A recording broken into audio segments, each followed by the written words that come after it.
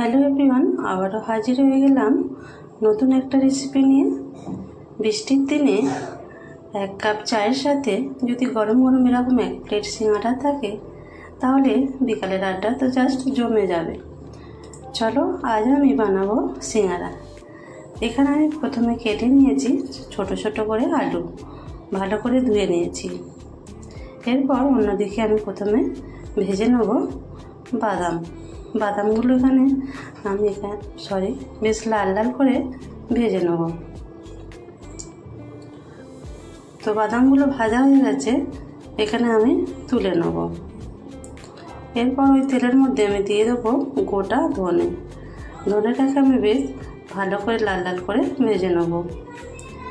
এরপর ওর মধ্যে দিয়ে দেবো অল্প একটু কুচনো পেঁয়াজটাকেও ভালো করে ভেজে নেব।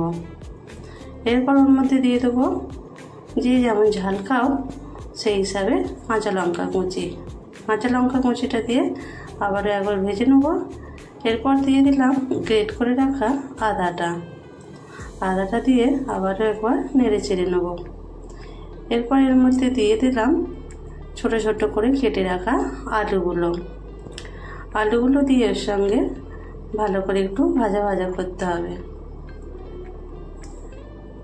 এর মধ্যে দিয়ে দেবো অল্প একটু নুনটা দিয়ে ভালো করে নেড়ে চেড়ে এটাকে আমি একটু ঢাকা দিয়ে দেবো সেদ্ধ হওয়ার জন্য।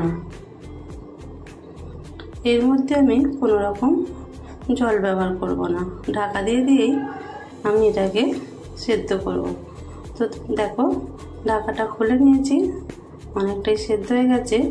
এরপর এর মধ্যে দিয়ে দেবো হলুদ গুঁড়ো, ভাজা মশলা, দিয়ে দিলাম আমচুর পাউডার না থাকলে তোমরা চাট মশলা ব্যবহার করতে পারো।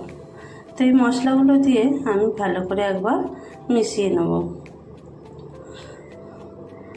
তো আলু সেদ্ধ হয়ে গেছে, এরপর আমি এর মধ্যে দিয়ে দেবো ভেজে রাখা বাদামগুলো দিয়ে একবার ভালো করে নেড়ে ঘেটে নেব। এবং লাস্টে দিয়ে দেবো ধনেপাতা কুচি না থাকলে তোমরা কসুরি মেথি দিতে পারো, সেটা দিলে আরও বেশি টেস্ট হবে। তো হয়ে গেছে পুরটা, এবার আমি ময়দাটা মাখিয়ে নেব।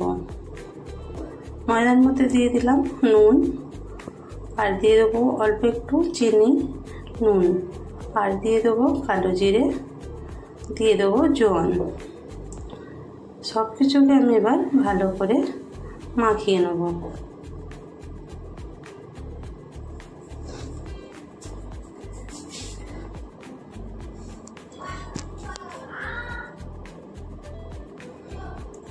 এরপর দিয়ে দিলাম ময়ামের জন্য বেশ কিছুটা তেলের পরিবর্তে তোমরা ঘিও ব্যবহার করতে পারো।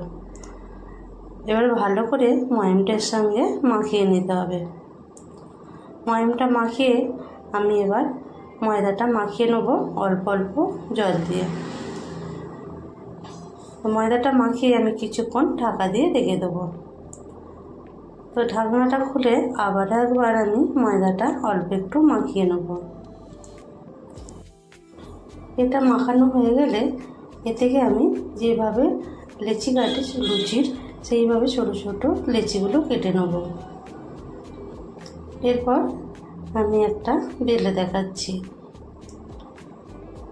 এই লেচিটা কিন্তু আমি গোল করে বেলবো না, একটু লম্বা করে বেলতে হবে।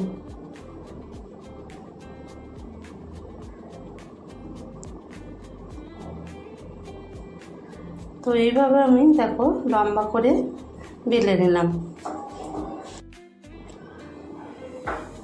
তো এইভাবে আমি লেচিটাকে লম্বা করে বেলে নিলাম।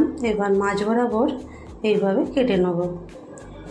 এবার হাতে করে অল্প একটু জল দিয়ে দেবো ওপর থেকে, এটা দেখানো হলো না। তারপরে মুড়ে নেব। এইভাবে একটা খোল করে ভেতরে এবার পুরটা দিয়ে দেবো।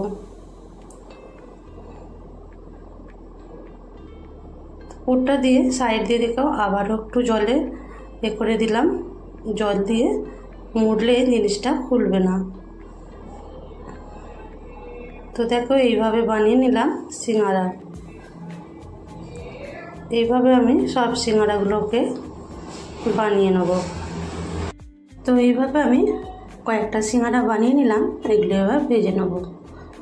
তো তেলটা অল্প একটু গরম হলে তারপরে এর মধ্যে আমি সিঙ্গারাগুলোকে একটা একটা করে ছেড়ে দেব। এই সিঙ্গারাগুলো কিন্তু খুব অল্প আঁচে ভাজতে হবে, যতই অল্প আঁচে ভাজবে ততই কিন্তু খাস্তা হবে।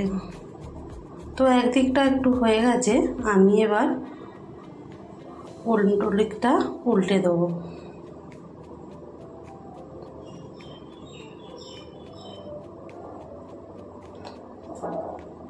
এইভাবে আমি সিঙ্গারাগুলোকে উল্টে দিলাম। এইভাবে উল্টে পাল্টে আমি সিঙ্গারাগুলোকে বেশ খানিকক্ষণ ধরে লাল লাল করে ভেজে নেব। তো দেখতেই পাচ্ছ কত সুন্দর কালার এসেছে। এবার আমি এই সিঙ্গারাগুলোকে তুলে নেব। এইভাবে আমি সব সিঙ্গারাগুলোকে ভেজে নিয়েছিলাম। এরপর একটা প্লেটের মধ্যে আমি দেখো সাজিয়ে নেব। সাজানোর পর সসের সাথে কিংবা চায়ের সাথে তোমরা খেতে পারো। আজকের এই সিঙ্গারা রেসিপিটা তোমাদের কেমন লাগলো অবশ্যই জানিও। ভালো লাগলে একটা লাইক শেয়ার কমেন্ট করে দিও। আজ তবে এইটুকু, আবারও হাজির হবো নতুন কোনো রেসিপি নিয়ে। বাই।